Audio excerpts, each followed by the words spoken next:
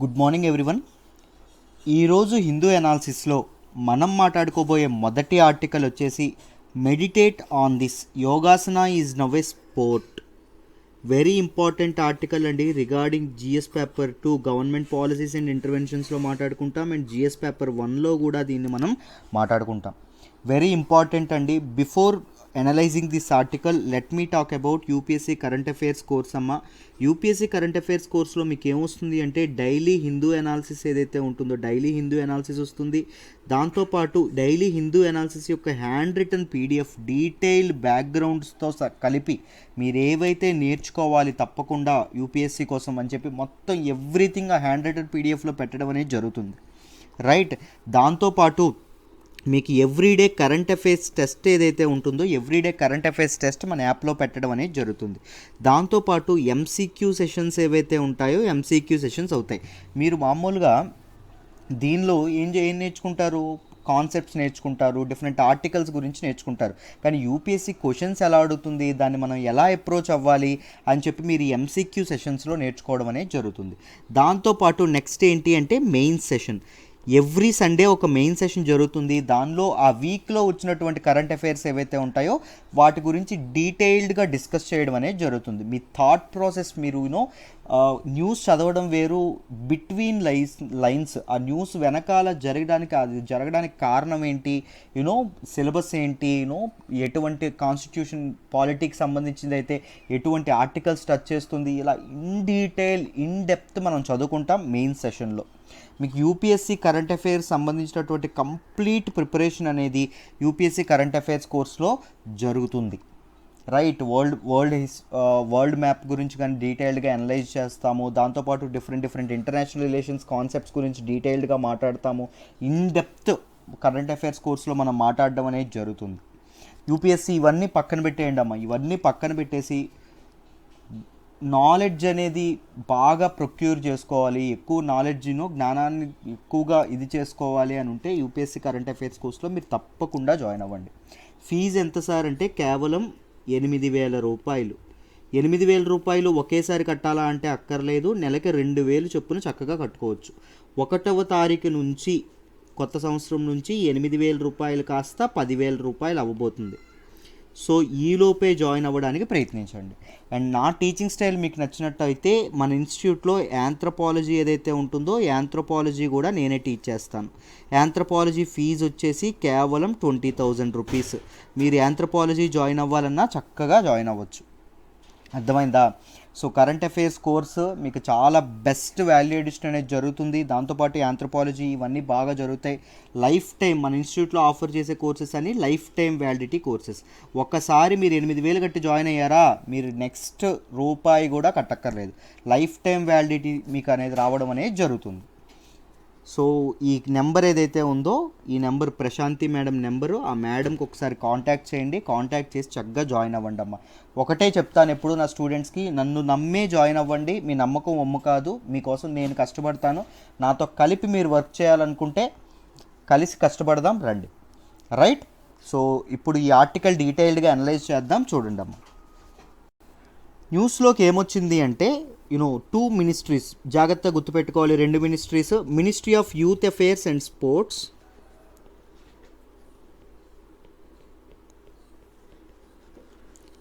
Plus ఆయుష్ ministry ఏదైతే ఉంటుందో ఆయుష్ ministry.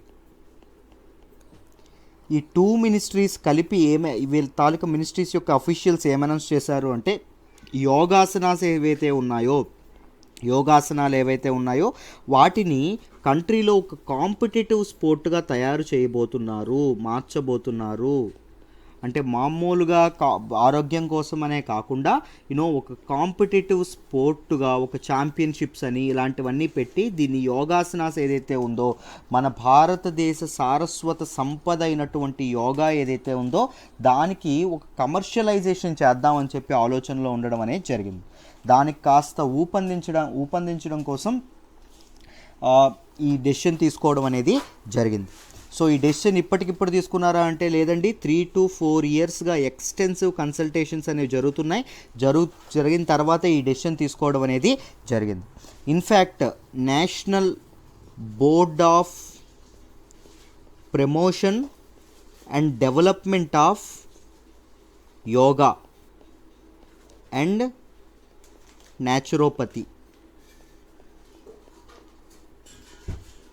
ఈ ఇన్స్టిట్యూషన్ ఏదైతే ఉంటుందో ఇన్ఫ్యాక్ట్ ఇది 2019లోనే 2019లోనే యోగాసనాస్ ఏవైతే ఉన్నాయో దానిని ఒక కాంపిటేటివ్ స్పోర్ట్గా మార్చండి, రికగ్నైజ్ చేయండి అని చెప్పి రికమెండేషన్స్ చేయడం అనేది జరిగింది. అండ్ దీనికి సంబంధించినటువంటి రూల్స్, రెగ్యులేషన్స్ అండ్ ఈ కాంపిటీషన్కి సంబంధించినటువంటి సిలబస్ ఇవన్నీ డీటెయిల్డ్గా ఇవ్వడం అనేది జరిగింది. అండ్ టెక్నికల్ కమిటీ ఏదైతే ఉంటుందో ఒక టెక్నికల్ కమిటీ అనేది ఏర్పాటు చేశారు. That technical committee list of asanas ఏవైతే ఏ ఆసనాలు ఈ కాంపిటేటివ్ స్పోర్ట్ కింద రికగ్నైజ్ అవుతాయి, ఏ ఆసనాలు ఈ దీని కింద వస్తాయి, యూనో ఈ క్రీడ కింద రికగ్నైజ్ అవుతాయి అని చెప్పి ఏవైతే ఉంటాయో అది టెక్నికల్ కమిటీ నిర్ణయించడం అనేది జరుగుతుంది. అర్థమైందా? సో దాంతోపాటు ఆటోమేటెడ్ ఎలక్ట్రానిక్ స్కోరింగ్ సిస్టమ్ దీన్ని కూడా డెవలప్ చేస్తున్నారండి. ఆటోమేటెడ్ ఎలక్ట్రానిక్ స్కోరింగ్ సిస్టమ్ ఏదైతే ఉంటుందో ఈ స్కోరింగ్ సిస్టమ్ను కూడా డెవలప్ చేయబోతున్నారు. ఇనిషియేషన్ అనేది స్టార్ట్ అయింది. And district level, state level, national level and world champions in yogasana are proposed in 2021. 2021లో ఏ లెవెల్స్ అండి? District level, the state level, national level and world level మొత్తం పూర్తి స్థాయిలో 2021లో అనౌన్స్ చేయబోతున్నారు కాంపిటీషన్స్ కింద. రైట్, ఈ కాంపిటీషన్స్ అనేవి, ఛాంపియన్షిప్స్ అనేవి అనౌన్స్ చేయబోతున్నారు. అండ్ పైలట్ ప్రాజెక్ట్ ఏదైతే ఉంటుందో దీనికి సంబంధించినటువంటి పైలట్ ప్రాజెక్ట్ ఫిబ్రవరి 2021 నుంచి మొదలవబోతుంది. అది కూడా ఏ మోడ్లో అండి? విర్చువల్ మోడ్లో మొదలవబోతుంది. అంటే ఆన్లైన్లో అన్నమాట. ఎవరు ఎక్కడైతే ఉన్నారో అక్కడ మాత్రమే వాళ్ళ ఆసనాలు వేస్తూ ఈ కాంపిటీషన్లో పార్టిసిపేట్ చేయొచ్చు. విర్చువల్ మోడ్లో దీన్ని ఇది చేయబోతున్నారు అని చెప్పడం అనేది జరిగింది. రైట్, సో దీనికోసం అని చెప్పి ఏకంగా 51 మెడల్స్ అండి. 51 మెడల్స్ ఈ యోగాసన స్పోర్ట్ కోసం. ఇన్ హౌ మెనీ ఈవెంట్స్ అంటే 4 ఈవెంట్స్. కేటగిరీస్ ఎన్ని అంటే 7 కేటగిరీస్. చూడండి, ఈవెంట్స్ కింద 4 ఈవెంట్స్ ఏంటి అంటే ట్రెడిషనల్, ఆర్టిస్టిక్లో మళ్ళీ సింగిల్ వస్తుంది, పెయిర్గా కూడా చేయడం అనేది జరుగుతుంది, ఆసనాలు వేయచ్చు. దాంతోపాటు రిథమిక్లో కూడా పెయిర్ అనేది వస్తుంది. దాంతోపాటు free flow and group yogasana ఏవైతే ఉంటాయో ఇవన్నీ 4 ఈవెంట్స్గా ఉండడం అనేది జరిగిందమ్మా. ఇవన్నీ individual all round championship and team championship కేటగిరీస్లో వీటిని ఇది చేయబోతున్నారు. వీటికి ఈ కాంపిటేటివ్ స్పోర్ట్ ఏదైతే ఉంటుందో ఈ కాంపిటేటివ్ స్పోర్ట్ అనేటటువంటి రికగ్నిషన్ అనేది యోగాసనాస్కి ఇవ్వబోతున్నారు. తద్వారా దీన్ని గ్లోబలైజ్ చేయబోతున్నారు అని చెప్పి చెప్తున్నారు. ముఖ్యంగా ఒలింపిక్స్కి యోగాసనాస్ని తీసుకెళ్లడమే లక్ష్యంగా గవర్నమెంట్ అనేది ప్రజెంట్ పనిచేయడం అనేది జరుగుతుంది. సో ఇది డీటెయిల్డ్గా మీకు న్యూస్లో వచ్చింది. నౌ యోగా గురించి కాస్త మనం బ్యాక్గ్రౌండ్ అనేది తెలుసుకోవాలి. యోగా గురించి బ్యాక్గ్రౌండ్ తెలుసుకుందాం, జాగ్రత్తగా చూడండి అమ్మా. యోగా ఈజ్ ఏ యాన్షియంట్, మనకి చాలా ఏన్షియంట్ టైమ్స్ నుంచి వస్తున్నటువంటి, పురాతన కాలం నుంచి వస్తున్నటువంటి ఒక physical, mental and spiritual practice. And దీని తాలూకు ఆరిజిన్ ఎక్కడ అంటే స్వయాన మన కంట్రీ దీనికి పుట్టినిల్లండి, ఇండియా.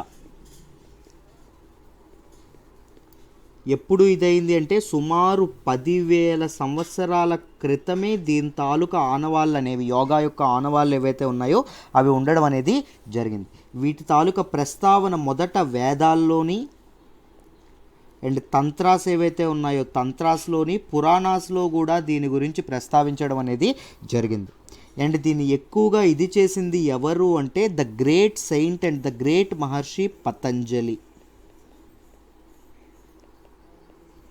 ఈయన సిస్టమైజ్ చేసి ఈ ఆసనాస్ ఏవైతే ఉన్నాయో వీటిని కోడిఫై చేయడం అనేది జరిగింది. ఆ కోడిఫై చేసినటువంటి వాటిని ఏమంటాము అంటే యోగా సూత్రాస్ అంటామండి.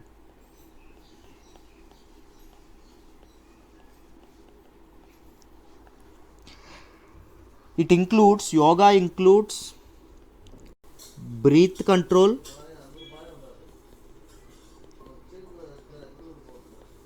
simple meditation, specific body postures అండి, యోగాసనాస్ అంటాం కదా.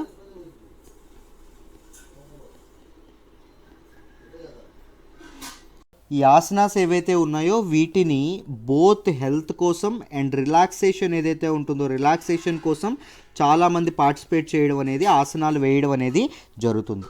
అండ్ ఇది చాలా చాలా పాపులర్ ఈ టైంలో ఎక్కువగా మెంటల్ ఎబిలిటీని ఇది చేయడం కానీ, పీస్ని ఇది చేయడం కానీ, దానిలో ఇది చాలా చాలా మంచి రిజల్ట్స్ చూపించడం వల్ల ఇది వెరీ వెరీ పాపులరైజ్ అవ్వడం అనేది జరిగింది రీసెంట్ స్ట్రెస్ఫుల్ లైఫ్స్లో. మనిషి జీవితం చాలా చాలా స్ట్రెస్ఫుల్గా ఉంటుంది కదా ఇప్పుడు. ఈ టైంలో ఎప్పుడైతే యోగా అనేది దీనికి మంచి రిజల్ట్స్ అనేవి ఇస్తుందో, బోత్ ఫిజికల్ ఎక్సర్సైజ్తో కలిపి మెంటల్ పీస్ ఏదైతే కల్పిస్తుందో, దానివల్ల ఇది చాలా పాపులరైజ్ అవ్వడం అనేది జరిగింది. And it is one of the India's biggest cultural exports అండి. భారతదేశం ప్రపంచానికి అందించినటువంటి ఒక గొప్ప సంపద అని చెప్పి మనం అనుకోవచ్చు. There were mainly 8 limbs of yoga. యోగాకి 8 లింబ్స్ ఉన్నాయి. అవేంటి అంటే యమ అంటే మొరాలిటీ, నియమ అంటే డిసిప్లైన్, ఆసన అంటే ఫిజికల్ ఎక్సర్సైజ్, ప్రాణాయామ అంటే బ్రెత్ కంట్రోల్, దాంతోపాటు ప్రత్యాహార అంటే డిటాచ్మెంట్, ధారణ కాన్సన్ట్రేషన్ అంటాము, ఇంకా ధ్యాన మెడిటేషన్ అంటాము, సమాధి అంటే సెల్ఫ్ రియలైజేషన్. ఇవేవైతే ఉన్నాయో ఇవి 8 లింబ్స్ ఆఫ్ యోగా అని చెప్పి మనం అనడం అనేది జరుగుతుంది. యోగా అనేది ఒక సాంస్క్రిట్ వర్డ్ నుంచి రావడం అనేది జరిగిందండి, ఉద్భవించడం అనేది జరిగింది. ఆ సాంస్క్రిట్ వర్డ్ ఏంటి అంటే యుజ్ అనేటటువంటి ఒక సంస్కృత పదం నుంచి రావడం అనేది జరిగింది. యుజ్ మీనింగ్ ఏంటి అంటే టు జాయిన్ అని అర్థం. ఏ రెండండి జాయిన్ అవుతాయి అంటే మన అంతరాత్మ, దాంతోపాటు పరమాత్మ, ఈ రెండు కలిసి ఒక గొప్పదైనటువంటి స్పిరిచువల్ ఎక్స్పీరియన్స్ అనేది లోనవుతాడు మనిషి. దాన్నే యోగా ఇస్తుంది అని చెప్పడం అనేది జరుగుతుంది. అర్థమైందా? This is described as a holistic health system in the yoga sutras. Patanjali రచించినటువంటి యోగా సూత్రాలు ఏవైతే ఉన్నాయో దానిలో ఏం చెప్తుంది అంటే it is a holistic health system అని చెప్పడం అనేది జరుగుతుందమ్మా. చెప్పాను కదా ఇప్పుడే, భారతదేశం అందించినటువంటి ఒక అద్భుతమైనటువంటి సంపద ప్రపంచానికి ఏంటి అంటే yoga. Right. So promotion of యోగాని ప్రమోట్ చేయడానికి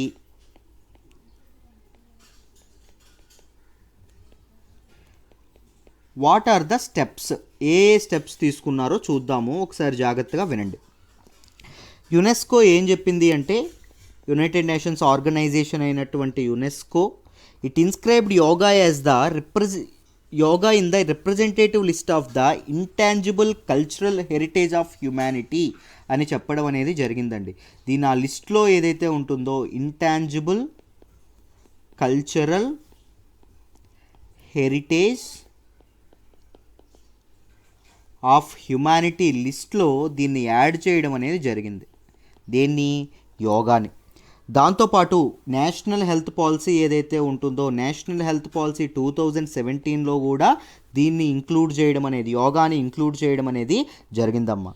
దాంతోపాటు స్కూల్ కరికులమ్స్ ఏవైతే ఉంటాయో స్కూల్ కరికులంలో కూడా ఈ యోగాని ఇది చేయడం అనేది జరిగిందమ్మా, ఇంక్లూడ్ చేయడం అనేది జరిగింది. అండ్ యోగా సర్టిఫికేషన్ బోర్డ్ ఏదైతే ఉంటుందో అది మినిస్ట్రీ ఆఫ్ ఆయుష్ వాళ్ళు దాన్ని ఇది చేయడం అనేది, దాన్ని లాంచ్ చేయడం అనేది జరిగింది.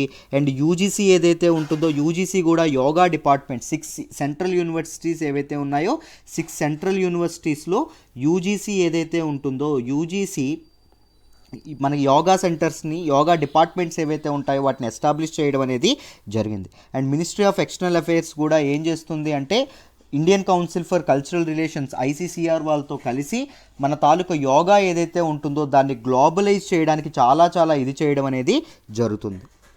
రైట్. చైనాలో ఉన్నటువంటి డిఫరెంట్ ఇన్స్టిట్యూషన్స్ ఏవైతే ఉన్నాయో ఇన్స్టిట్యూషన్స్తో చాలా టైఅప్ అనేవి పెట్టుకున్నారు. దాంతోపాటు యోగా ఒలింపియాడ్ లాంటివి ఏవైతే ఉన్నాయో ఎన్సీఆర్టీ ఇనిషియేటివ్ చేసింది యోగా ఒలింపియాడ్. సో ఇలాంటి కార్యక్రమాలు ఏవైతే ఉన్నాయో యోగా ప్రమోషన్ కోసం గవర్నమెంట్ చేస్తూనే ఉండడం అనేది జరుగుతుంది. అర్థమైందా? So these are the things that you should miss. National Ayush mission అండి, అదొకటి మర్చిపోయాను. నేషనల్ ఆయుష్ మిషన్, ఇవన్నీ మీ ఫింగర్ టిప్స్లో ఉండాలి.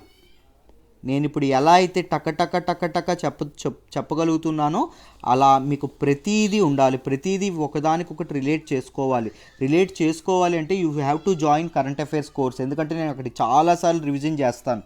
ఇవన్నీ క్లాసుల్లో రివిజన్ చేసినవే అండి, మీకు చాలాసార్లు రివిజన్ అవుతాయి. On your finger tips these facts అన్నీ మీకు ఉంటాయి. అర్థమైందా? నేషనల్ ఆయుష్ మిషన్లో కూడా యోగా యొక్క ప్రమోషన్ని పెట్టుకోవడం అనేది జరిగిందమ్మా. Right. And yoga is of different kinds. Yoga ఏదైతే ఉందో యోగా డిఫరెంట్ కైండ్స్ అండి. ఒకటి భక్తి యోగా, పేరులోనే ఉంది, డివోషనల్ యోగా అంటాం దీన్ని. ఇంకొకటి ఏంటి అంటే అష్టాంగ యోగా,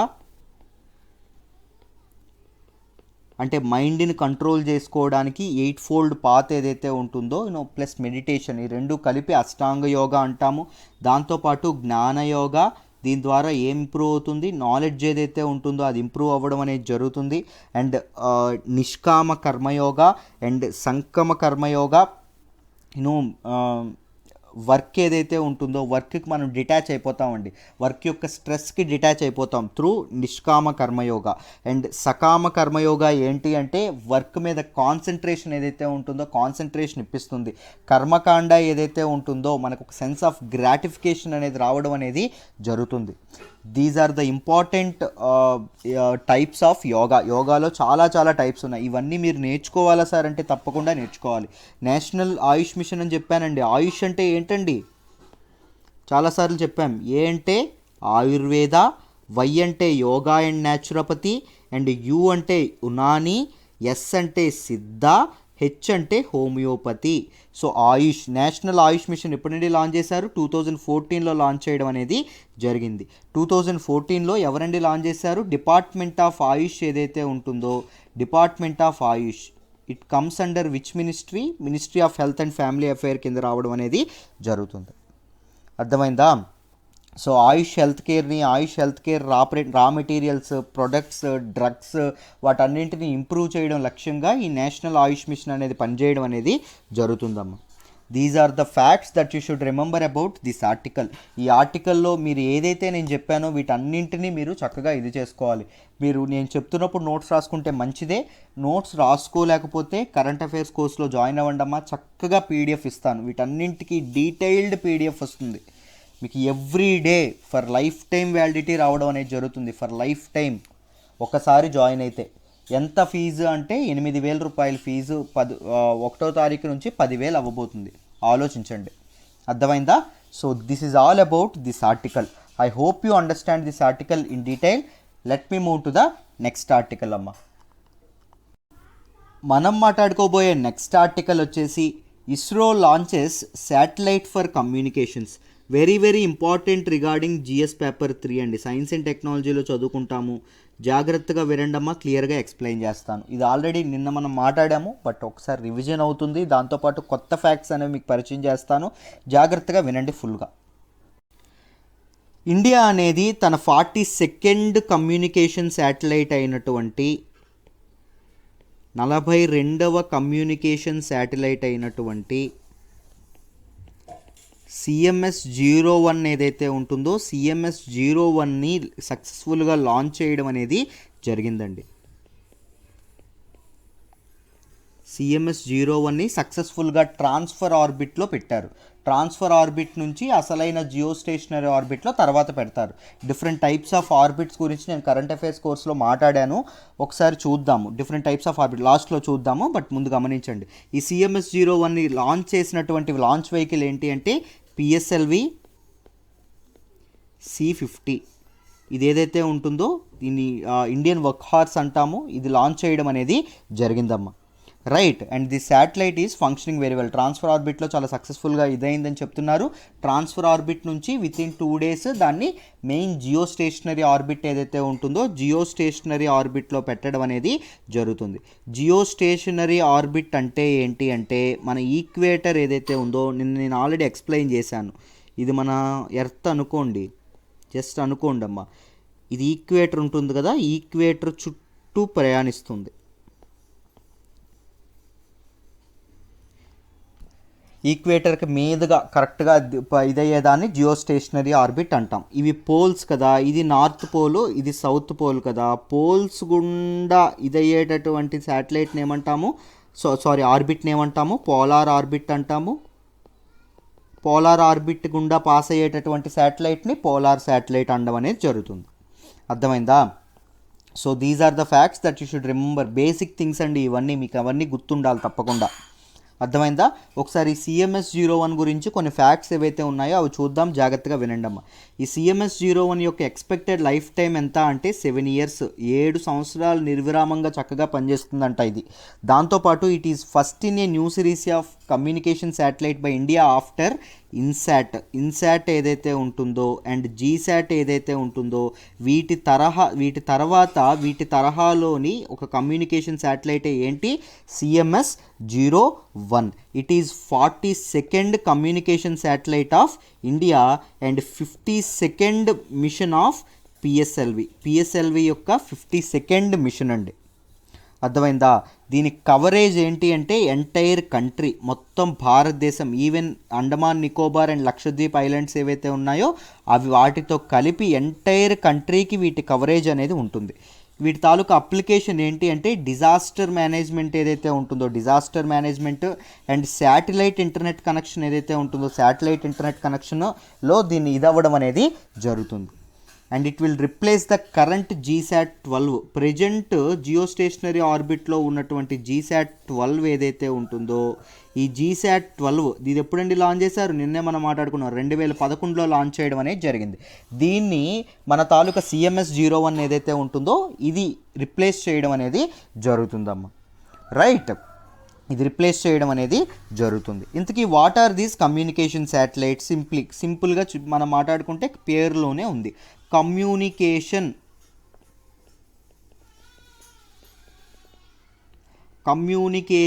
అవ్వాలంటే ఏముండాలి, రేడియో వేవ్స్ ఏవైతే ఉంటాయో నిన్నే మనం మాట్లాడుకున్నాం డిఫరెంట్ స్పెక్ట్రమ్ అని, దానిలో రేడియో వేవ్స్ యొక్క ప్రాపగేషన్ అనేది కరెక్ట్గా జరగాలి. అర్థమైందా? సో ఈ రేడియో వేవ్స్ ఒకదాని నుంచి ఒక ప్రదేశం నుంచి ఇంకొక ప్రదేశానికి ఈజీగా ప్రాపగేట్ అయ్యి డేటాని క్యారీ చేయాలి అంటే ఏమవసరం, కమ్యూనికేషన్ శాటిలైట్స్ ఏవైతే ఉంటాయో కమ్యూనికేషన్ శాటిలైట్స్ అనేవి అవసరం. Right, 2 types of communication satellites ఉంటాయి. ఇన్సాట్ అంటాం మన ఇండియన్ నేషనల్ శాటిలైట్ సిస్టమ్ అండి ఇన్సాట్ అంటే, అండ్ జీసాట్ కూడా ఉండడం అనేది జరుగుతుంది. అండ్ బేసికలీ ఇన్సాట్ ఇవేవైతే ఉంటాయో వీటిని జియో స్టేషనరీ ఆర్బిట్స్, ఇప్పుడే చెప్పాను కదా, ఈక్వేటర్ మీదుగా ఉండేటటువంటి ఆర్బిట్ ఏదైతే ఉంటుందో దానిలో వీటిని ప్రవేశపెట్టడం అనేది జరుగుతుంది. And INSAT is one of the largest domestic communication satellite systems in India, Asia Pacific రీజియన్లోనే it is one of the largest domestic satellite systems అంట. ఎందుకు ఉపయోగపడుతున్నాయి సార్ ఈ కమ్యూనికేషన్ శాటిలైట్స్ అనేవి, ఎందుకు ఉపయోగపడతాయి? ఒకటి చెప్పారు, కమ్యూనికేషన్ అంటే సింపుల్గా మొబైల్ ఫోన్ కమ్యూనికేషన్ ఏదైతే ఉంటుందో మొబైల్ ఫోన్ కమ్యూనికేషన్కి కానీ, డైరెక్ట్ బ్రాడ్కాస్ట్ ఏదైతే ఉంటుందో డైరెక్ట్ బ్రాడ్కాస్ట్కి, డిజాస్టర్ మేనేజ్మెంట్ ఏదైతే ఉంటుందో డిజాస్టర్ మేనేజ్మెంట్కి, అండ్ టెలికమ్యూనికేషన్స్ ఏదైతే ఉంటుందో టెలికమ్యూనికేషన్ లింక్స్కి. ఎటువంటి ఇంటర్ఫియరెన్స్ అనేది లేకుండా టెలికమ్యూనికేషన్ అనేది సీమ్లెస్గా అవ్వాలి అంటే కమ్యూనికేషన్ శాటిలైట్స్ అనేవి ఎఫిషియెంట్గా పనిచేయాలి. అర్థమైందా? సో కమ్యూనికేషన్ శాటిలైట్స్ అనేవి ఈ విధంగా మనకు ఉపయోగపడడం అనేది జరుగుతుందమ్మ. అర్థమైందా? ఇప్పుడు చూడండి, ఇప్పుడు ఇంతవరకు మీకు బేసిక్స్ CMS-01 గురించి, కమ్యూనికేషన్ శాటిలైట్స్ గురించి చెప్పాను. ఇప్పుడు ఎక్స్ట్రా ఇన్ఫర్మేషన్ ఏదొచ్చిందో చూద్దాం. మన న్యూస్లోనే వచ్చింది, జాగ్రత్తగా వినండి. నెక్స్ట్ లాంచ్ ఏంటి అంటే PSLV C-51. ఇస్రో చేస్తున్నటువంటి నెక్స్ట్ లాంచ్ ఏంటమ్మా, PSLV C-51 ద్వారా దీన్ని చేయడం అనేది జరుగుతుంది. అర్థమైందా? ఇది ఇండియాకి అండ్ బోత్ ఇస్రో అండ్ ఇండియాకి చాలా చాలా స్పెషల్ అండి, చాలా స్పెషల్ లాంచ్. ఎందుకు అంటే భారతదేశం మీకు లాస్ట్ గమనిస్తే 8 నెలలు కూడా కరెక్ట్గా అవ్వట్లేదు. మనకి ఏంటండి అనౌన్స్ చేశారు, మనకి ఇన్స్పేస్ ఏదైతే ఉంటుందో దాన్ని అనౌన్స్ చేయడం అనేది జరిగింది.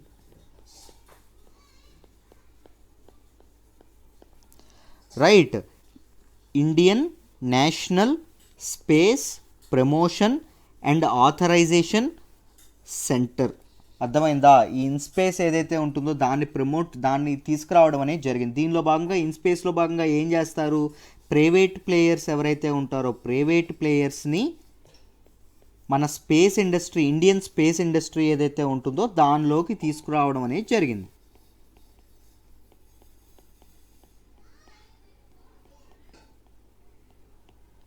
అర్థమైందా?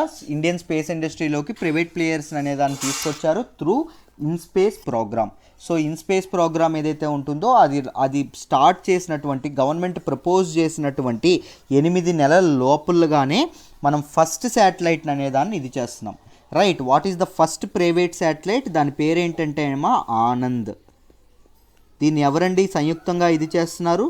పిక్సెల్ ఇండియా ఏదైతే ఉంటుందో పిక్సెల్ ఇండియా అండ్ మన ఇస్రో, వీళ్ళిద్దరూ కలిపి దీన్ని లాంచ్ చేయడం అనేది జరిగింది. ఈ ఆనంద్ తర్వాత 2 more అదర్ శాటిలైట్స్ అండి. ఒకటి ఏంటి, సతీష్ శాట్ ఒకటి, and other one unity SAT అనేది ఒకటి.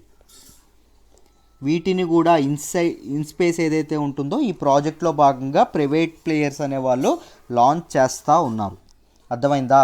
సో మన ప్రైవేటైజేషన్ అనేది మొదలైన జస్ట్ 8 నెలల్లోపే మనం ఇలాంటి అద్భుతమైనటువంటి ఆవిష్కరణలకి చాలా ముందుగా అడుగులు వేస్తున్నామంటే that is really a nice progress అని చెప్పి మనం అనుకోవచ్చు. అవునా? రైట్. ఈ జూన్ 2020 ఏదైతే ఉంటుందో జూన్ 2020న గవర్నమెంట్ ఆఫ్ ఇండియా తన హిస్టారిక్ డెసిషన్లో ఏం చేసింది, ఇండియా స్పేస్ ప్రోగ్రామ్స్లోకి ప్రైవేట్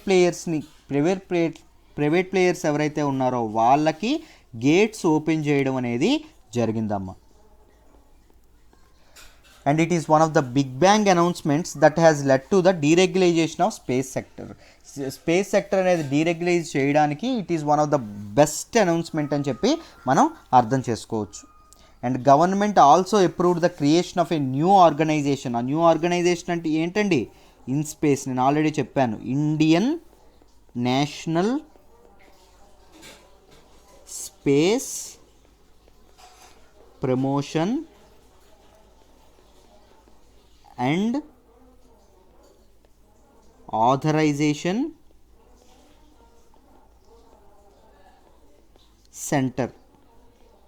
ఇన్స్పేస్ ఏదైతే ఉంటుందో దీన్ని ఇది చేయడం అనేది జరిగింది. సో ఇన్స్పేస్ గురించి కొన్ని ఫ్యాక్ట్స్ ఏవైతే ఉన్నాయో వాటిని జాగ్రత్తగా పెట్టుకుందాం. చూడండి అమ్మ. InSpace will act as an arm of the Indian Space Research Organisation. ISRO యొక్క వన్ ఆఫ్ ద ఆర్మ్గా ఇది పనిచేయడం అనేది జరుగుతుందండి. రైట్, ఒక భుజంగా ఇది పనిచేయడం అనేది జరుగుతుంది. And but it will be under the IN-SPACe ఎవరి అండర్లో ఉంటుంది,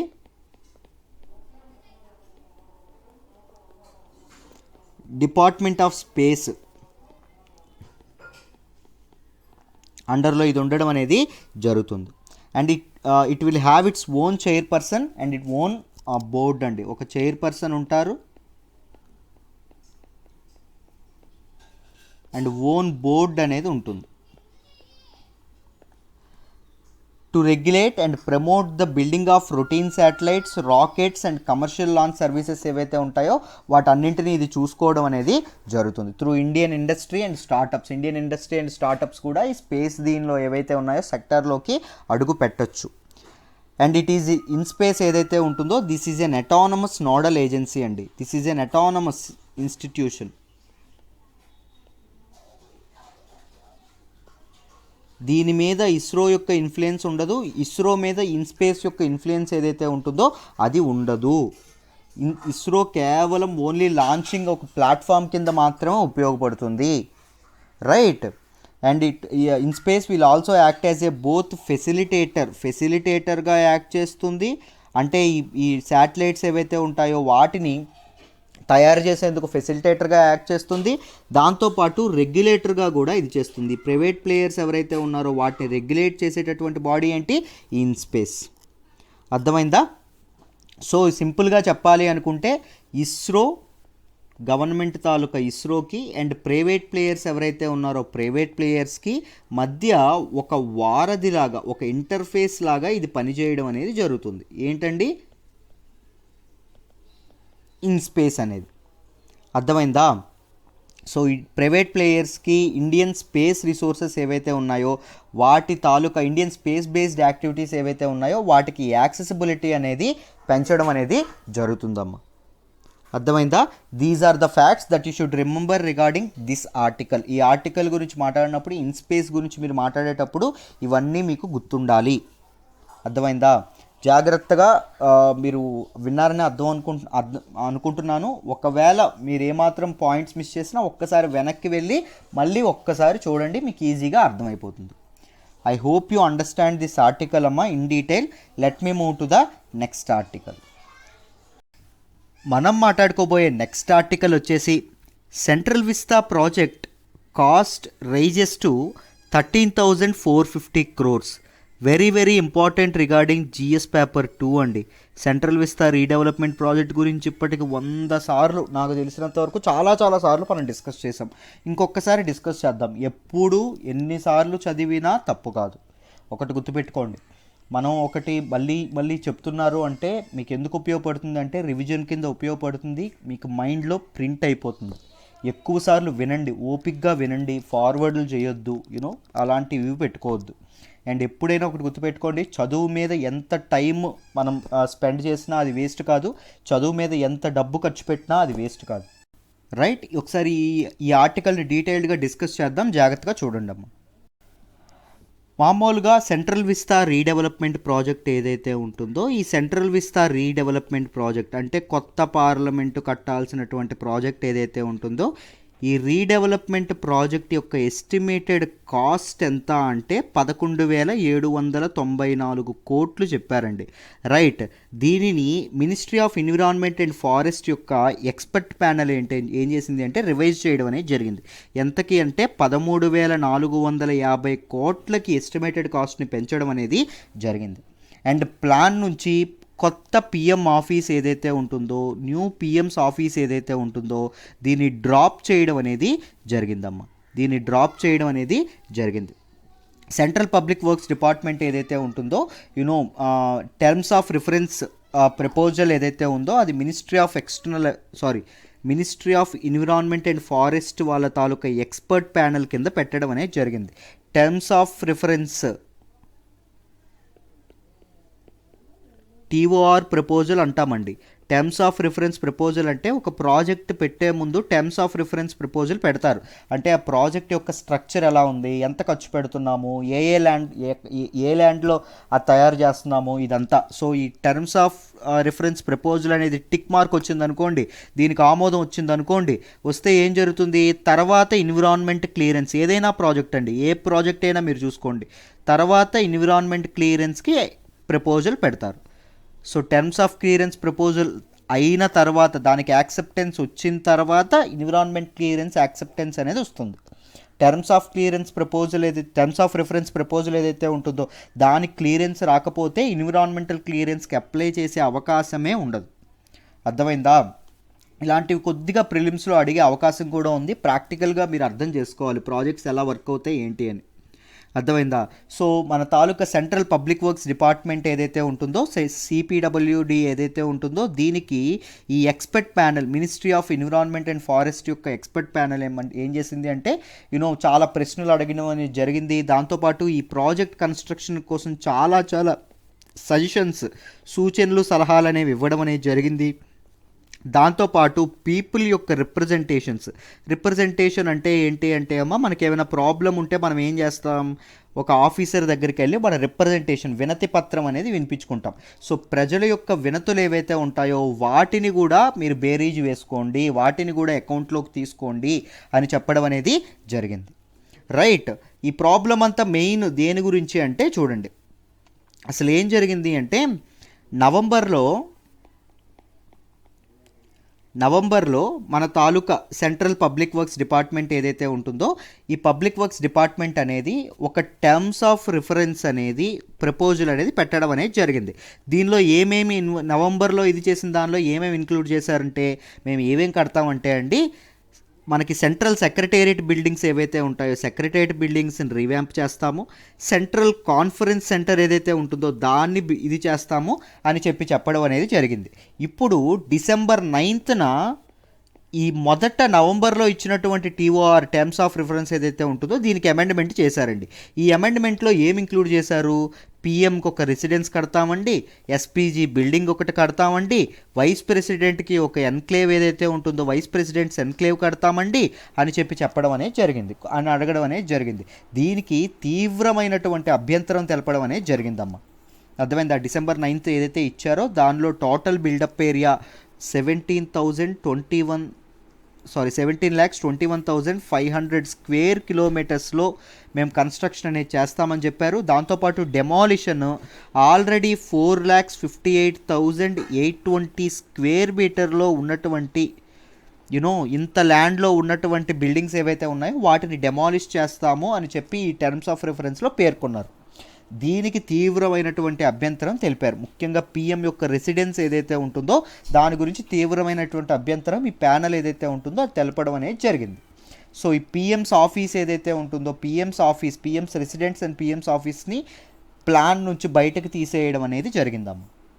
అర్థమైందా? దాంతోపాటు ప్రాజెక్ట్ కాస్ట్ కూడా ఎందుకు పెంచారు అంటే ఎన్విరాన్మెంట్ ఏదైతే ఉంటుందో ప్రకృతి ఏదైతే ఉంటుందో దానికి ఎటువంటి ఇబ్బంది కలగకుండా జాగ్రత్తగా మీకు వేస్ట్ ఏదైతే జనరేట్ అవుతుందో ఈ వేస్ట్ డంపింగ్ ఏదైతే ఉంటుందో డంపింగ్ కోసం కానీ వీటన్నింటి కోసం కానీ ఎక్స్ట్రా ఖర్చు పెట్టమని చెప్పడం అనేది ప్యానల్ చెప్పడం అనేది జరిగిందమ్మా. రైట్. సో మీరు ఇవన్నీ మీరు ఈరోజు న్యూస్లో వచ్చింది. ఒకసారి మన సెంట్రల్ విస్తా రీడెవలప్మెంట్ ప్రాజెక్ట్ అంటే ఏంటో తెలుసుకుందాము, జాగ్రత్తగా వినండి. మొదట సెంట్రల్ విస్తా అంటే ఏంటి? Central Vista houses Rashtrapati Bhavan, parliament house, north and south blocks of our secretariat, సచివాలయం అండి, ఇండియా గేట్, నేషనల్ ఆర్చీవ్స్, ఇవన్నీ కలిపి సెంట్రల్ విస్తా అనడం అనేది జరుగుతుంది. December 1911 కింగ్ జార్జ్ 5 ఎవరైతే ఉన్నారో ఆయన ఒక ఢిల్లీ దర్బార్లో ఒక అనౌన్స్మెంట్ చేశారు. ఏంటి? కల్కట్టా నుండి ఢిల్లీకి క్యాపిటల్ అనేది మార్చేస్తున్నాము అని చెప్పి. సో ఎప్పుడైతే మార్చేస్తున్నారో అప్పుడు పార్లమెంట్ మనకు గవర్నెన్స్ అనేది పరిపాలన అనేది సక్రమంగా జరగాలి అంటే ఢిల్లీలో ఏముండాలండి? ఒక బిల్డింగ్ ఉండాలి కదా, పార్లమెంట్ చట్టాలు చేయడానికి ఒక బిల్డింగ్ ఉండాలి. సో పార్లమెంట్ బిల్డింగ్ అనేది డిజైన్ చేయమని చెప్పి ఇద్దరికి బాధ్యత అప్పగించారండి. ఎవరండి వాళ్ళిద్దరూ అంటే లుటైన్స్ అండ్ బేకర్, వీళ్ళిద్దరికీ అప్పగించడం అనేది జరిగింది. రాష్ట్రపతి భవన్ లుటైన్స్ అనే ఆయన ఎవరైతే ఉంటారో ఈయన అకంప్లిష్ చేస్తే డిజైన్ చేస్తే, సెక్రటేరియట్ ఏదైతే ఉంటుందో దాన్ని హెర్బర్ట్ బేకర్ అనేటటువంటి ఆయన డిజైన్ చేయడం అనేది జరిగింది. రైట్. కానీ వీళ్ళు డిజైన్ చేసినటువంటి అద్భుతమైనటువంటి బిల్డింగ్ ఏదైతే ఉందో మన పార్లమెంట్ హౌస్, దానిని కంప్లీట్గా రీవ్యాంప్ చేస్తాము అని చెప్పి 2019లో union ministry of housing and urban affairs వాళ్ళు సెంట్రల్ విస్తా రీడెవలప్మెంట్ ప్రాజెక్ట్ ఏదైతే ఉంటుందో దీనికి ప్రపోజల్ పెట్టడం అనేది జరిగింది. దేనికంటే ప్రపోజల్ పెట్టారు? Central vista redevelopment project. ఎప్పుడండి ప్రపోజల్ వచ్చింది? 2019లో రావడం అనేది జరిగింది. సో ఎప్పుడైతే ప్రపోజల్ పెట్టినప్పుడు దీని తాలూకా ఎస్టిమేటెడ్ కాస్ట్ ఎంత అంటే అమ్మ జస్ట్ 971 కోట్లు, 971 crores అండి. ఇప్పుడు 971 crores కాస్త ఎంత అయింది? తర్వాత 11,794 కోట్లు అయింది. తర్వాత ఎంత అయింది? 13,450 కోట్లు అవ్వడం అనేది జరిగింది ఎస్టిమేటెడ్ కాస్ట్. అర్థమైందా? సో చూడండి, ఈ సెంట్రల్ విస్తా రీడెవలప్మెంట్ ప్రాజెక్ట్ ఏదైతే ఉంటుందో ఈ సెంట్రల్ విస్తా రీడెవలప్మెంట్ ప్రాజెక్ట్లో భాగంగా ఏం చేస్తారు అంటే మన ప్రజెంట్ ఉన్నటువంటి ఎగ్జిస్టింగ్ పార్లమెంట్ బిల్డింగ్ ఏదైతే ఉంటుందో ఈ ఎగ్జిస్టింగ్ పార్లమెంట్ బిల్డింగ్ ఎదురుగా ఒక ట్రయాంగులర్ షేప్లో కొత్త న్యూ పార్లమెంట్ బిల్డింగ్ అనేది కన్స్ట్రక్ట్ చేయడం, దాంతోపాటు ఒక కామన్ సెంట్రల్ సెక్రటేరియట్ ఏదైతే ఉంటుందో అనేది కన్స్ట్రక్ట్ చేయడం, దాంతోపాటు ఇంకేంటి అంటే రాజ్పాత్ 3 kilometers లాంగ్ రాజ్పాత్ అంటే ఎక్కడి నుంచి ఎక్కడి వరకు అంటే రాష్ట్రపతి భవన్ నుంచి ఇండియా గేట్ వరకు రాజ్పాత్ అంటామండి. ఈ రాజ్పాత్ని రీవ్యాంప్ చేయడం, దాంతోపాటు north and south blocks of secretariat ఏదైతే ఉంటుందో వాటిని మ్యూజియంస్ కింద కన్వర్ట్ చేయడం. ఇప్పటికిప్పుడు ఎందుకు రీవ్యాంప్ చేయాల్సి వచ్చింది, దానికి రీజన్ ఏంటి అని గవర్నమెంట్ ఏం చెప్పింది అంటే, పార్లమెంట్ బిల్డింగ్ యొక్క ఫెసిలిటీస్ అనేవి కరెంట్ డిమాండ్కి సరిపోవట్లేదు. పార్లమెంట్ బిల్డింగ్ యొక్క ఫెసిలిటీస్ కానీ ఇన్ఫ్రాస్ట్రక్చర్ కానీ ఇట్ ఈస్ ఇన్ఎడిక్వేట్ అని చెప్పడం అనేది జరిగింది, సరిపోవట్లేదని చెప్పడం అనేది జరిగింది. And the offices of the central government spread over different locations. మనకి సెంట్రల్ గవర్నమెంట్ యొక్క ఆఫీసెస్ ఏవైతే ఉన్నాయో దేవర్ స్ప్రెడ్ ఓవర్ డిఫరెంట్ లొకేషన్స్, వివిధ రకాలైనటువంటి లొకేషన్స్లో స్ప్రెడ్ అవ్వడం అనేది జరిగింది. And it also effects inter departmental coordination different departments యొక్క కోఆర్డినేషన్ ఏదైతే ఉంటుందో అది కూడా ఎఫెక్ట్ అవుతుంది దూరంగా ఉండడం వల్ల, యునో అదని చెప్పడం అనేది జరిగింది. దాంతోపాటు అన్నెసరీ ట్రావెల్ అనేది పెరుగుతుంది, అది కూడా ఒక కారణం. దూరంగా ఉండడం వల్ల ట్రావెల్ అనేది చేయాల్సి వస్తుంది, దానివల్ల టైంకి ప్రాబ్లం అవుతుంది. దాంతోపాటు పొల్యూషన్ అనేది ఏదైతే ఉంటుందో పొల్యూషన్కి కూడా కారణం అవుతుంది. సో ఇన్ని రీజన్స్ ఉన్నాయి మన దగ్గర. సో అందుకోసం అని చెప్పి సెంట్రల్ విస్తా రీడెవలప్మెంట్ ప్రాజెక్ట్ ఏదైతే ఉంటుందో కొత్త పార్లమెంట్ బిల్డింగ్ని కన్స్ట్రక్ట్ చేద్దాము, దాంతోపాటు కామన్ సెంట్రల్ సెక్రటేరియట్ని నిర్మిద్దాము, రాజ్పాత్ని రీవ్యాంప్ చేద్దాము, north and south blocks museums కింద కన్వర్ట్ చేద్దాము అని చెప్పి మన యూనియన్ గవర్నమెంట్ సెంట్రల్ గవర్నమెంట్ ఏదైతే ఉంటుందో అది డెసిషన్ తీసుకోవడం అనేది జరిగింది. రీసెంట్గా దానికి పునాది రాయి కూడా వేశారండి. సుప్రీంకోర్టు దేనికి పర్మిషన్ ఇచ్చింది, పునాది రాయి వేసుకునేటటువంటి సెరమనీ ఏదైతే ఉంటుందో దానికి పర్మిషన్ ఇచ్చింది, కానీ దేనికి పర్మిషన్ ఇవ్వలేదు, కన్స్ట్రక్షన్ మొదలు పెట్టడానికి ఇంకా పర్మిషన్ ఇవ్వలేదు. ఏవైతే దీని మీద ఉన్నటువంటి కేసులు ఏవైతే ఉన్నాయో అవన్నీ తీరేంత వరకు కన్స్ట్రక్షన్ చేయొద్దని చెప్పింది. అయితే ఎందుకు సార్ కేసులు ఉన్నాయి సెంట్రల్ విస్తా రీడెవలప్మెంట్ ప్రాజెక్ట్ మీద అంటే ఏం లేదు, దీనివల్ల చాలా వేస్ట్ అనేది జనరేట్ అవుతుందండి. సో వేస్ట్ డంపింగ్ ఏదైతే ఉంటుందో అది కరెక్ట్గా లేకపోతే చాలా ఎన్విరాన్మెంట్కి ఇబ్బంది చాలా అవుతుంది. ముఖ్యంగా ఢిల్లీ యొక్క ఇదేదైతే ఉంటుందో ఢిల్లీ యొక్క ఎన్విరాన్మెంట్ ఏదైతే ఉంటుందో చాలా ఇబ్బందికరంగా ఉంటుంది ప్రజెంట్. సో ఢిల్లీ యొక్క ఎన్విరాన్మెంట్ ఇంకా డిటీరియోట్ అవ్వకుండా ఉండాలి అంటే ఏం చేయాలి, ఇలాంటి హ్యూజ్ కన్స్ట్రక్షన్స్ అనేవి మానుకోవాలి. దాంతోపాటు మనం ఇప్పుడు దేంతో బాధపడుతున్నామండి, కోవిడ్-19 ఏదైతే ఉంటుందో కోవిడ్-19 వల్ల ప్రతి ఒక్కరూ ఎఫెక్ట్ అవ్వడం అనేది జరిగింది. మన హెల్త్ ఇన్ఫ్రాస్ట్రక్చర్ అనేది కరెక్ట్గా లేదు, వ్యాక్సిన్ డిస్ట్రిబ్యూషన్ సిస్టమ్స్ కరెక్ట్గా లేవు, ఇంకా ప్రజలు హెల్త్ క్రైసిస్తో బాధపడుతున్నారు, ఆరోగ్య సంక్షోభంతో బాధపడుతున్నారు. ఈ టైంలో మన ఇండియాకి లగ్జరీస్ కావాల్సి వచ్చినాయా, అర్థమైందా? అసలు నిజమైన మన కొత్త పార్లమెంట్ బిల్డింగ్ కట్టుకోవడం కరెక్టే, మన తాలూకా యాస్పిరేషన్స్ని, మన తాలూకా స్పిరిట్ని, ఇండియా యొక్క చరిత్రని చాటేలా ఒక అద్భుతమైన బిల్డింగ్ కట్టుకుందాం. కానీ ఎప్పుడు కట్టుకుందాం, మన తాలూకా భారతీయులు ఎప్పుడైతే ఆరోగ్యంగా ఉంటారో అప్పుడు కట్టుకుందాం, అర్థమైందా? ఆరోగ్యవంతమైన భారతీయులతో అద్భుతమైనటువంటి బిల్డింగ్ని నిర్మించుకుందాం అని చెప్పి మన ఎన్విరాన్మెంటిస్టులు కానీ అండ్ ఫిలాంథ్రపిస్టులు కానీ ఎవరైతే ఉన్నారో వీళ్ళందరూ చెప్పడం అనేది జరిగిందమ్మా, అర్థమైందా? These are the facts that you should remember about this article. So కొన్ని ఇంకో important facts, new parliament building గురించి కొన్ని ఇంపార్టెంట్ ఫ్యాక్ట్స్ అనేవి తెలుసుకుందాము. జాగ్రత్తగా చూడండి అమ్మా.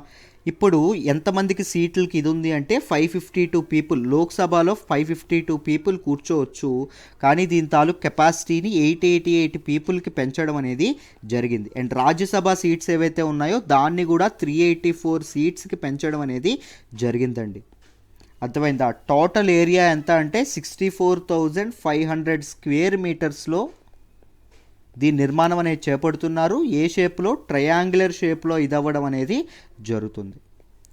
లోక్సభ యొక్క థీమ్ ఏంటి అంటే పీకాక్ అండి, మన నేషనల్ బర్డ్ థీము. రాజ్యసభ యొక్క థీమ్ ఏంటి అంటే మన నేషనల్ ఫ్లవర్ అయినటువంటి లోటస్ థీము. సెంట్రల్ లాంజ్ యొక్క థీమ్ ఏంటంటే నేషనల్ ట్రీ అయినటువంటి బనియన్ ట్రీ ఏదైతే ఉంటుందో బనియన్ ట్రీ. ఓకేనా? ఒక్కసారి ఇప్పుడు నేషనల్ గేమ్ ఏంటో చెప్పండి అమ్మ మీరు కామెంట్స్లో. నేషనల్ గేమ్, మన ఇండియా యొక్క నేషనల్ గేమ్ ఏంటో కామెంట్స్లో తెలియజేయండి, చూద్దాం ఎంతమంది కరెక్ట్గా పెడతారో answer. So these are the facts that you should remember about this article అమ్మ. I hope you understand this article in detail. Let me move to the next article. మనం మాట్లాడుకోబోయే నెక్స్ట్ ఆర్టికల్ వచ్చేసి WHO to probe virus origins in China. Very important article regarding GS paper 2 and GS paper 3లో కూడా చదువుకుంటాం. Very important article అండి, జాగ్రత్తగా వినండి, క్లియర్గా explain చేస్తాను. డబ్ల్యూహెచ్ఓ ఏదైతే ఉంటుందో దీని ప్రాతినిధ్యంలో డబ్ల్యూహెచ్ఓ లెడ్ ఇంటర్నేషనల్ ఇన్వెస్టిగేటర్స్ ఎవరైతే ఉంటారో వీళ్ళందరూ ఈ జాన్వరిలో చైనా వెళ్ళబోతున్నారండి. ఎందుకు చైనా వెళ్ళబోతున్నారు అంటే కోవిడ్-19 యొక్క ఆనవాళ్ళు, కోవిడ్-19 ఆరిజిన్స్ ఏవైతే ఉన్నాయో, ఎలా మొదలైంది, ఎలా ట్రాన్స్మిట్ అయింది, కోవిడ్-19 అవుట్ బ్రేక్ గురించి కంప్లీట్గా తెలుసుకోవడానికి వెళ్ళబోతున్నారు. On a 6 week mission. మొత్తం 6 వీక్స్ వాళ్ళు చైనాలో ఉండబోతున్నారు. దానిలో 2 వీక్స్ ఎక్కడ ఉంటారు అంటే క్వారంటైన్లో ఉంటారు. ఇంకో 4 వీక్స్ ఈ ఇన్వెస్టిగేషన్ చేయడం అనేది చేస్తారు. అయితే చైనా ఏదైతే ఉందో, చైనా మూవ్ ఏదైతే ఉంటుందో దీన్ని వెల్కమ్ చేయడం అనేది జరిగింది. వీళ్ళని ఆహ్వానిస్తున్నట్టు చైనా తన ప్రకటనలో తెలపడం అనేది జరిగింది. అఫ్కోర్స్ ఈ టీంకి ఎంత యాక్సెస్ అనేది చైనా ఇస్తుంది, ఈ టీంకి యాక్సెస్ అనేది ఎంత ఇస్తుంది, దాంతోపాటు ఈ లేట్ విజిట్ యొక్క కారణం ఏంటి, ఆల్మోస్ట్ సంవత్సరం దాటిపోయిన తర్వాత ఇన్వెస్టిగేషన్ టీం వెళ్తుంది, వుహాన్ దర్శిస్తుంది. రైట్, మనకి తెలుసు కోవిడ్-19 కరెక్ట్గా సంవత్సరం ముందు కోవిడ్-19 మన జీవితాల్లోకి వచ్చి అతలాకుతలం చేసేసింది ప్రపంచాన్ని. బోత్ ఎకనామికల్గా చాలా నష్టపోయాము, కల్చరల్గా చాలా నష్టపోయాము, సోషల్లీ చాలా నష్టపోయాము, మనం హెల్త్ ప్రకారంగా చాలా నష్టపోయాము, అన్ని విధాలా బాగా నష్టపోయాం. ఎలా తయారైంది బిఫోర్ కోవిడ్-19, ఆఫ్టర్ కోవిడ్-19 అయినంతగా ప్రపంచం మారిపోయింది. సో ఈ సంవత్సర కాలంలో ఇదవ్వకుండా ఈ లేట్ విజిట్కి కారణం ఏంటో అని చెప్పి క్వశ్చన్లు అనేవి ఇదవుతున్నాయండి, తలెత్తడం అనేది జరుగుతుంది. 12 to 15 expert team, 12 to 15 members ఉన్నటువంటి ఎక్స్పర్ట్ టీమ్ ఏదైతే ఉంటుందో అది కోవిడ్-19 యొక్క evidence about its origin, COVID-19 యొక్క పుట్టుక, దాని తాలూకా స్ప్రెడ్ గురించి ఇదవ్వడం అనేది జరుగుతుందండి. వీటన్నింటి గురించి ఇన్వెస్టిగేట్ చేయడం అనేది జరుగుతుంది. సో ఇనిషియల్ ఫోకస్ దేని మీద ఉంటుంది అంటే హునాన్ సీ ఫుడ్ మార్కెట్ అండి. ఈ సీ ఫుడ్ మార్కెట్ ఎక్కడుంది, వుహాన్లో ఉండడం అనేది జరిగింది. ఈ వుహాన్లో ఉన్నటువంటి హునాన్ సీ ఫుడ్ మార్కెట్ ఏదైతే ఉంటుందో, ఎక్కడైతే first COVID-19 out break report అయిందో ఆ ప్రదేశాన్ని వీళ్ళు మొదట ఇన్వెస్టిగేషన్ అనేది చేస్తూ ఉన్నారు. రైట్, అండ్ రిపోర్ట్ ఏదైతే ఉంటుందో రీసెంట్గా మనకి డబ్ల్యూహెచ్ఓ అనేది చైనాను పొగుడుతూ రిపోర్ట్ ఇవ్వడం అనేది జరిగింది. మీరు జాగ్రత్తగా గమనిస్తే చైనా యొక్క లాక్డౌన్ సిస్టమ్ కానీ, దాంతోపాటు స్ప్రెడ్ కంట్రోల్ చేయడం కానీ, కోవిడ్-19 స్ప్రెడ్ కంట్రోల్ చేయడం కానీ, దాంతోపాటు దీని యొక్క రికవరీ కెపాసిటీ గురించి కానీ డబ్ల్యూహెచ్ఓ టీమ్ తన రిపోర్ట్ ద్వారా హైలైట్ చేయడం అనేది జరిగింది. రీసెంట్గా WHO and China joint mission అనేది చేశారండి. జాన్వరి ఆ టైంలో, మార్చ్ ఆర్ ఏప్రిల్ ఆ టైంలో, సమ్మర్ టైంలో చేయడం అనేది జరిగింది. దానిలో భాగంగా ఇదవ్వడం అనేది జరిగింది. తర్వాత మనకి టెడ్రోస్ అధనామ్ ఎవరైతే ఉంటారో ఆయన కూడా బీజింగ్ని దర్శించనున్నారు. అండ్ చైనీస్ కమ్యూనిస్ట్ పార్టీ ఏదైతే ఉంటుందో అప్పుడు ఎలాంటి నిర్ణయాలు తీసుకుంది మీరు జాగ్రత్తగా గమనిస్తే, చైనీస్ ఇప్పుడు ప్రజెంట్ చూడండి అమ్మ, జాగ్రత్తగా కన్ఫ్యూజ్ అవ్వక్కర్లేదు. ప్రజెంట్ చైనీస్ మీడియా ఏదైతే ఉందో, చైనీస్ మీడియా ఏం చెప్తుంది, కోవిడ్-19 ఏదైతే ఉంటుందో, కరోనా వైరస్ ఏదైతే ఉంటుందో, ఈ కోవిడ్-19 అనేది చైనాలో ఆరిజినేట్ అవ్వలేదు, ఇది out of the world, rest of the world ఏదైతే ఉంటుందో, రెస్ట్ ఆఫ్ ది వరల్డ్ ఎక్కడో ఒక దగ్గర పుట్టుకొచ్చి మా చైనాకి ప్రబలడం అనేది జరిగింది. రైట్, ఎలా వచ్చిందని చెప్తున్నారు వాళ్ళు. Sea food and meet products ఏవైతే ఉంటాయో, రా ఫుడ్ మెటీరియల్స్ యొక్క ఇంపోర్ట్స్ ఏవైతే ఉంటాయో వాటి ద్వారా కరోనా అనేది చైనాలోకి వచ్చింది తప్ప చైనాలో పుట్టలేదు అని చెప్పి మనకి చైనా మీడియా ఏదైతే ఉంటుందో అది చెప్తుంది. అండ్ చైనీస్ కమ్యూనిస్ట్ పార్టీ ఏదైతే ఉంటుందో, వుహాన్ అండ్ హుబీ ప్రావిన్స్ ఏవైతే ఉన్నాయో ఆ ప్రావిన్స్లో ఉన్నటువంటి పార్టీ చీఫ్స్ని కంప్లీట్గా తీసివేయడం, సస్పెండ్ చేయడం అనేది జరిగింది. బికాజ్ వీటికి బాధ్యత వహించాలి అని చెప్పి కోవిడ్-19 అవుట్ బ్రేక్కి. బట్ స్టిల్ మనం గమనిస్తే దీన్ని చాలా కోవిడ్-19 అవుట్ బ్రేక్ ఏదైతే ఉంటుందో దాన్ని పొలిటిసైజ్ చేయడం అనేది జరిగింది. డిఫరెంట్ కంట్రీస్ చైనా కావాలని చేసింది అని చెప్పి ఆరోపించడం అనేది జరిగింది. చైనా యొక్క అవుట్ బ్రేక్ వెంటనే చెప్పలేదు, లేకపోతే డబ్ల్యూహెచ్ఓ ప్రపంచ దేశాలని త్వరగా వార్న్ చేయలేదు అని చెప్పి డబ్ల్యూహెచ్ఓ మీద చాలామంది యుఎస్ లాంటి ట్రంప్ లాంటి వ్యక్తులైతే ఇంకా దారుణంగా విరుచుకుపడ్డారు. రైట్. అండ్ ఆస్ట్రేలియా లాంటివి కూడా సైన్ చేయడం అనేది జరిగింది. సో దానివల్ల చైనాకి ఆస్ట్రేలియాకి ట్రేడ్ వార్ లాంటిది చిన్నది మొదలైంది. మనకి ఇదేదైతే ఉంటుందో రా మెటీరియల్స్ ఏవైతే ఉంటాయో అవి ఇంపోర్ట్ చేసుకోవడం మానేస్తున్నామో ఆస్ట్రేలియా నుంచి అని చైనా ప్రకటించింది. రైట్. ఈ ఎంక్వైరీ కోసం సైన్ చేస్తే ఇవన్నీ మనం చాలాసార్లు మాట్లాడుకున్నాం. ఈ మొత్తానికి కోవిడ్-19 ఇష్యూ మొత్తం ఏమైంది, జియోపాలిటిక్స్కి ఒక వల ఏదైతే ఉంటుందో ఆ వలలో చిక్కుపోయి, ఆ చట్టంలో చిక్కుకుపోయి చాలా చాలా ఇబ్బంది పడిపోయింది. రైట్. కోవిడ్-19 ఈ పాలిటిక్స్లోకి చాలా చాలా ఇదవ్వడం అనేది జరిగింది. బట్ మీరు జాగ్రత్తగా గమనిస్తే దేర్ మైట్ బి ఇప్పటి వరకు మన కోవిడ్-19 వచ్చి 1 ఇయర్ అవుతుందండి. 1 ఇయర్ అయినా కోవిడ్-19 యొక్క ఆరిజిన్ మూలాలకి సంబంధించినటువంటి ఇప్పటికీ ఎవిడెన్స్ అనేది కరెక్ట్గా దొరకలేదు. ముందు మనం జాగ్రత్తగా మీరు గమనిస్తే సార్స్ కరోనా వైరస్ ఏదైతే ఉంటుందో అది వచ్చిన జస్ట్ విత్ ఇన్ వీక్స్లోనే ఇది ఎక్కడి నుంచి వచ్చింది, ఇది దీని నుంచి ఏ యానిమల్ నుంచి వచ్చిందని చెప్పి కనుక్కున్నారు. దాంతోపాటు మెర్స్ ఏదైతే ఉంటుందో మెర్స్ కూడా ఇది వచ్చిన సంవత్సరం లోపే కనుక్కోవడం అనేది జరిగింది. ఇప్పుడు మనం ప్రజెంట్ ఉన్నటువంటి కోవిడ్-19 అంటే సార్స్ కోవిడ్-2, రైట్, దీని తాలూకా ఇది ఇప్పటివరకు సంవత్సరం దాటిపోతున్నా ఎవరు కనుక్కోలేదు. దీని తాలూకా ఆరిజిన్ ఎలా వచ్చింది, దీని తాలూకా పుట్టుకేంటి అని ఎవరు కనుక్కోవడం అనేది జరగట్లేదు.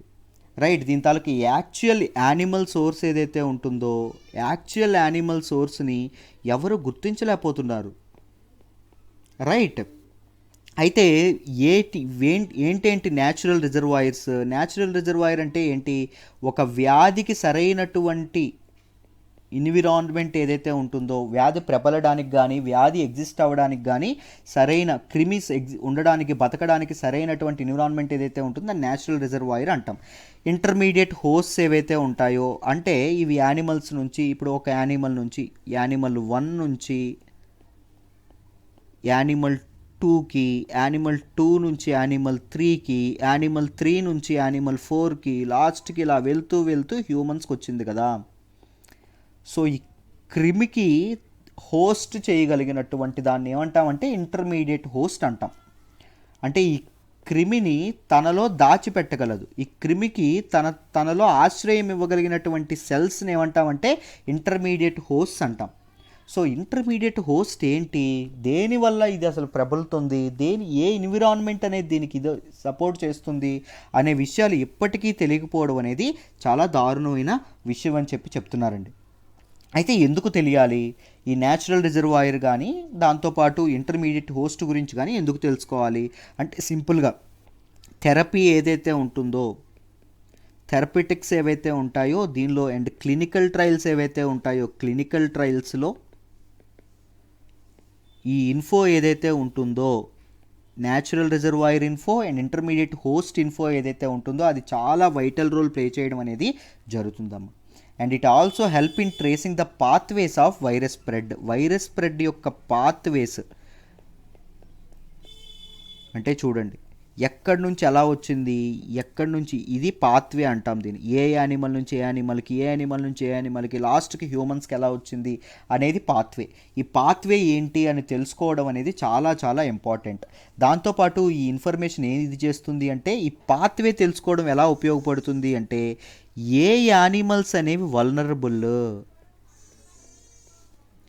ఈ వైరస్ ఏదైతే ఉంటుందో ఈ వైరస్ అటాక్కి ఏ యానిమల్స్ వల్నరబుల్ కాదు. వల్నరబుల్ అంటే ఈజీగా దాని బారిన పడిపోయేవి అని అర్థం, ఈజీగా దానికి ఎఫెక్ట్ అయ్యేవి అని అర్థం.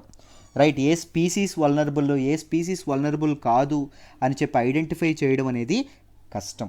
సో డిఫరెంట్ స్పీసీస్లో ది వల్నరబిలిటీ స్థాయి ఎలా ఉంది, డిఫరెంట్ స్పీసీస్లో కోవిడ్-19 అనే సార్స్ కోవిడ్-2 అనే క్రిమ్ అనేది ఎలా ఇది చేస్తుంది, ఎలా ఎఫెక్ట్ చూపిస్తుంది అని తెలుసుకోవడం కూడా ఇంపార్టెంట్. రైట్. సో చాలా చాలా ఇది వచ్చినప్పటికీ చాలా ఇవనేవి స్టడీస్ అనేవి జరుగుతున్నప్పటికీ ఇంకా ఎవిడెన్సెస్ అనేవి కరెక్ట్గా లేదు. మెయిన్ కన్సర్న్స్ మీరు మాట్లాడుకుంటే ఏంటి అంటే ఆగస్ట్ నుంచి ఎటువంటి జాయింట్ ఎఫర్ట్స్ అనేవి లేవండి regarding the origin of COVID-19. And even China October వరకు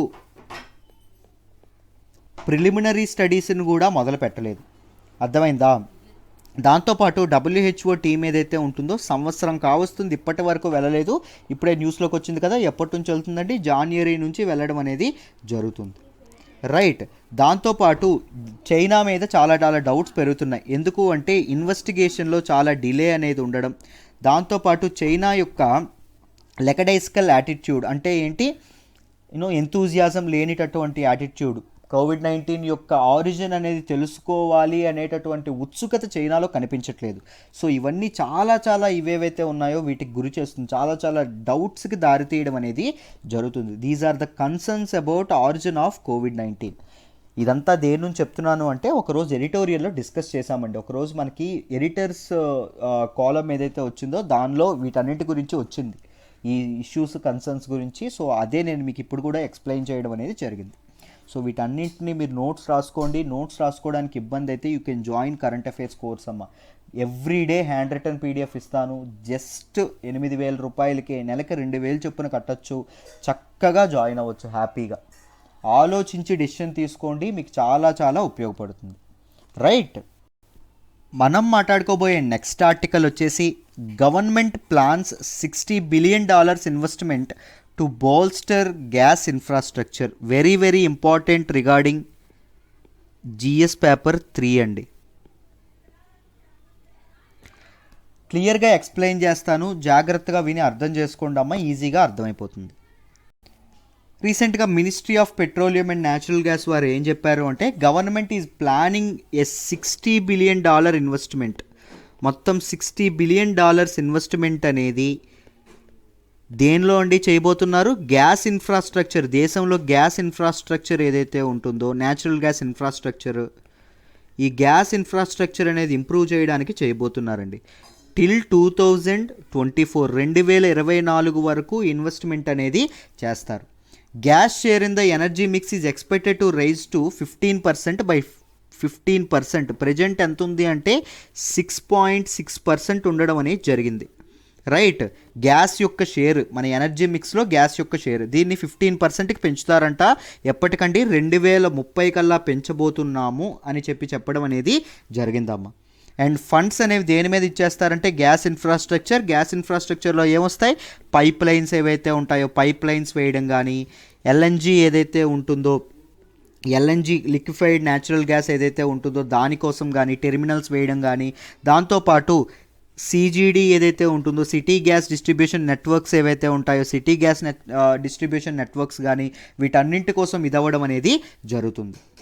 మీరు రీసెంట్గా గమనిస్తే మనకు India's first automated national level gas trading platform ఏదైతే ఉంటుందో ఏంటండి అది? Indian gas exchange, IGX. గుర్తుందా? IGX మన జూన్లో మనం చదువుకున్నాం. దీన్ని స్టార్ట్ చేయడం అనేది జరిగింది. మన ఆంధ్రప్రదేశ్లోని కాకినాడలో కూడా దీన్ని మొదలుపెట్టారు, దీని ట్రేడింగ్ హబ్గా. రైట్. ఈ జూన్లో స్టార్ట్ చేయడం అనేది జరిగింది.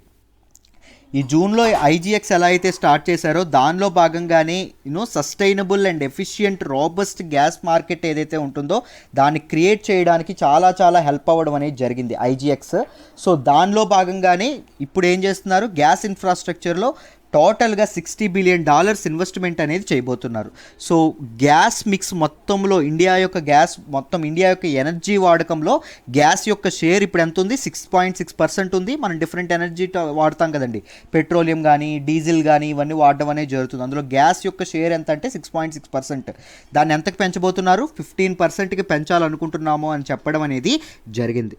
అండ్ ఇండియా మొత్తంగా 232 జోగ్రఫికల్ ఏరియాస్ ఏవైతే ఉంటాయో వాటిని సెలెక్ట్ చేసుకొని, ఈ 232 జోగ్రఫికల్ ఏరియాస్ 400 డిస్ట్రిక్ట్స్ ఏవైతే ఉంటాయో, జిల్లాలు ఏవైతే ఉంటాయో జిల్లా వ్యాప్తంగా ఉంటాయి. వీటిని సెలెక్ట్ చేసుకొని అక్కడ CGD ప్రాజెక్ట్స్ ఏవైతే ఉంటాయో, సిటీ గ్యాస్ డిస్ట్రిబ్యూషన్ నెట్వర్క్స్ ఏవైతే ఉంటాయో వాటన్నింటినీ ఇది చేయాలని చెప్పి అనుకుంటున్నారండి. రైట్. కంట్రీ జోగ్రఫీలో మొత్తం 53% జోగ్రఫీ అనేది కవర్ చేయాలనుకుంటున్నారు with gas infrastructure. And 70% of పాపులేషన్కి గ్యాస్ యొక్క యాక్సెసిబిలిటీ అనేది పెంచాలి అని చెప్పి గవర్నమెంట్ అనేది అనుకుంటుంది.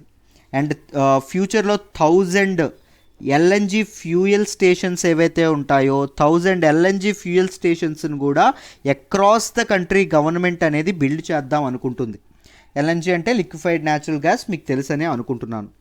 రైట్, రీసెంట్గా మనకి పెట్రోలియం రిజర్వ్స్ ఏవైతే ఉన్నాయో అవి విశాఖపట్నంలోని, మంగళూరులోని, దాంతోపాటు పాదూరులో కానీ విత్ కెపాసిటీ ఆఫ్ ఆల్మోస్ట్ 5.8 ఎంతో అనుకుంటానండి, 5.8 మిలియన్ టన్స్ ఇంత కెపాసిటీతో ఇదవ్వడం అనేది జరిగింది. ఇప్పుడు కొత్తగా 6.5 మిలియన్ టన్స్ కెపాసిటీతో కొత్త పెట్రోలియం రిజర్వ్స్ అనేవి కన్స్ట్రక్ట్ చేయబోతున్నారు. ఎక్కడెక్కడ అంటే చందీకోల్ అండ్ పాదూర్ ఏవైతే ఉన్నాయో పాదూర్లో. రైట్, అండర్ పబ్లిక్ ప్రైవేట్ పార్ట్నర్షిప్లో వీటిని బిల్డ్ చేయబోతున్నాము, ఈ పెట్రోలియం రిజర్వ్స్ ఏవైతే ఉంటాయో వాటిని బిల్డ్ చేయబోతున్నామని చెప్పడం అనేది జరిగింది. రైట్, సో గ్యాస్ ఇన్ఫ్రాస్ట్రక్చర్ ఏదైతే ఉంటుందో, ఎనర్జీలో ఇన్వెస్ట్మెంట్స్, ఎనర్జీ సెక్టార్లో ఇన్వెస్ట్మెంట్స్ ఏవైతే ఉన్నాయో అవి చాలా చాలా ఫాస్ట్ అవ్వడం అనేది జరుగుతుందమ్మా. Right, yeah, these are the facts that you should remember about this article. ఈ ఆర్టికల్ గురించి వీటన్నిటిని గుర్తుపెట్టుకోవాలి. ఒక్కసారి ఐజీఎక్స్ ఏదైతే ఉంటుందో, ఇండియన్ గ్యాస్ ఎక్స్చేంజ్ ఏదైతే ఉంటుందో దాని గురించి తెలుసుకుందాం. This is the first nationwide online delivery based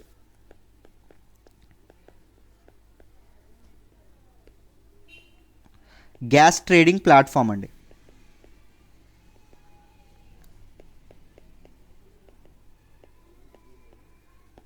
this is a gas trading platform. అంటే డొమెస్టిక్ ప్రొడక్షన్ ఏదైతే జరుగుతుందో, మన దేశంలోనే ప్రొడ్యూస్ అయ్యే గ్యాస్ కాకుండా మనం ఇంపోర్ట్ చేసుకునే గ్యాస్ ఉంటుంది చూసారు, ఆ గ్యాస్కి యొక్క అమ్మకం అండ్ కొనుగోలు ఏదైతే ఉంటుందో, బయ్యింగ్ అండ్ సెల్లింగ్ కోసం ఒక పోర్టల్. మామూలుగా ముందు ఎలా ఉండేది అంటే, నేను కొనాలనుకోండి డిఫరెంట్ డీలర్స్ దగ్గరికి తిరిగి ఎవరి దగ్గర ఏ రేట్ ఉంది అని చెప్పి కనుక్కోవాల్సి వచ్చేది. ఇప్పుడు నాకు ఏం చేశారు, ఒక పోర్టల్లో ఏ గ్యాస్ సెల్లర్ ఎవరైతే ఉంటారో గ్యాస్ సెల్లరు అండ్ కొనుక్కోవాలంటే ఆన్లైన్లో టక్కన ఆర్డర్ పెట్టచ్చు. నెక్స్ట్ డే డెలివరీ అయినా మనం కావాలని కోరుకోవచ్చు ఎక్స్ట్రా డబ్బులు చెల్లించి. రైట్, లేకపోతే డెలివరీ డేట్ ఫిక్స్ చేసుకోవచ్చు. ఇలాంటి ఆన్లైన్ డెలివరీ బేస్ సిస్టమ్ ఏదైతే ఉంటుందో అది ఇదవ్వడం అనేది జరుగుతుంది. సో ఫ్రీ మార్కెట్ ప్రైసింగ్ ఏదైతే ఉంటుందో అది ఇక్కడ దొరకడం అనేది జరుగుతుంది. Right, it will enable market participant to trade in standardize gas contracts అండి. సో ట్రేడింగ్ కూడా చక్కగా ఇదవ్వడం అనేది జరుగుతుంది. This is automated with web based interface to provide seamless trading experience to the customers ఎవరైతే కొనుక్కునే వాళ్ళు, దాంతోపాటు అమ్మే వాళ్ళకి ఈజీ యాక్సెస్ అనేది, ఈజీ ఇది పెట్టడం అనేది జరుగుతుంది. సో మోసాలు అనేవి చాలా చాలా తగ్గుతాయి. ఒకే ప్రైస్ అనేది, ఫెయిర్ ప్రైస్ అనేది, ఫెయిర్ కాంపిటీషన్ అనేది ప్రివైల్ అవ్వడానికి చాలా ఉపయోగపడుతుంది. Right, so these are the facts that you should remember about. ఇది ఎప్పుడండి తీసుకొచ్చారు అంటే జూన్ 2020 అండి, మొన్నే తీసుకురావడం అనేది జరిగింది. ఈ ఫ్యాక్ట్స్ అన్నీ మీరు చక్కగా గుర్తుపెట్టుకోవాలమ్మా. ఓకేనా, very important these things. And trading hubs ఎక్కడ పెట్టారు అంటే దహేజ్ అండ్ హజీరా ఇన్ గుజరాత్, ఈ రెండు గుజరాత్లో ఉన్నాయి. అండ్ కాకినాడ ఇన్ ఆంధ్రప్రదేశ్లోని కాకినాడ. ఇవి ఇండియన్ గ్యాస్ ఎక్స్చేంజ్ యొక్క ట్రేడింగ్ హబ్స్గా వీటిని సెలెక్ట్ చేయడం అనేది జరిగింది. రైట్, సో ఓన్లీ మనం ఇంపోర్ట్ చేసుకునేటటువంటి గ్యాసే అండి, డొమెస్టిక్ గ్యాస్కి సంబంధం లేదు. డొమెస్టిక్ గ్యాస్ ప్రైస్ అనేది ఎవరు నిర్ణయిస్తారు? గవర్నమెంట్ నిర్ణయిస్తుంది. దీనిలో ప్రైస్ అనేది ఏం నిర్ణయిస్తుంది? సప్లై అండ్ డిమాండ్ నిర్ణయిస్తుంది. అర్థమైందా? ఒకరోజు గ్యాస్ సెక్టార్ గురించి నేను కరెంట్ అఫైర్స్ కోర్స్లో మెయిన్ సెషన్లో ఒకరోజు మాట్లాడతాను. లిమిటేషన్స్ కానీ ప్రాబ్లమ్స్ కానీ మీకు బ్రాడర్ మెయిన్ సెషన్ ఏదైతే జరుగుతుందో ఒక బ్రాడర్ పెర్స్పెక్టివ్ వస్తుంది ఆ సెషన్లో. మీకు డీటెయిల్డ్గా దాని డిఫరెంట్ ఆస్పెక్ట్స్ గురించి మాట్లాడతాను. సో ట్రై టు జాయిన్, ఉపయోగించుకోండి. మీకు చాలా వాల్యూ ఎడిషన్ ఉంటుందమ్మా. నన్ను నమ్మి జాయిన్ అవ్వండి, మీ నమ్మకం అసలు ఒమ్ము కాదు. Right, this is all about today's Hindu analysis అమ్మా. మీకు ప్రతి ఆర్టికల్ డీటెయిల్డ్గా అర్థమైందని అనుకుంటున్నాను. సో మళ్ళీ కలుద్దాం రేపు. బాయ్ అమ్మా.